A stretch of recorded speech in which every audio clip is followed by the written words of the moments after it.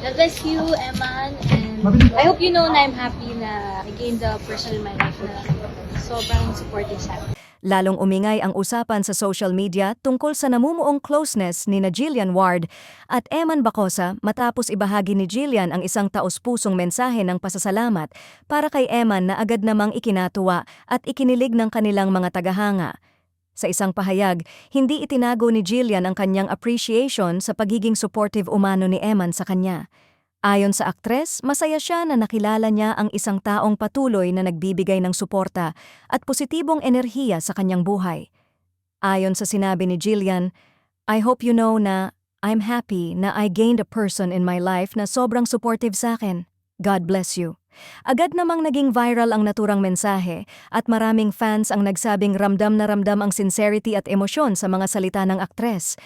Para sa kanilang mga taga-suporta, hindi raw ito simpleng pasasalamat lamang, kundi isang indikasyon na may espesyal na lugar na si Eman sa buhay ni Jillian. Marami ang nagsabi na bihira raw magsalita ng ganito si Jillian tungkol sa isang tao, kaya naman lalo pang lumakas ang hinala ng fans na talagang malalim na ang samahan ng dalawa. Ayon sa ilang netizens, makikita raw sa mga pahayag ni Jillian na malaki ang naitulong ni Eman sa pagbibigay sa kanya ng inspirasyon at moral support.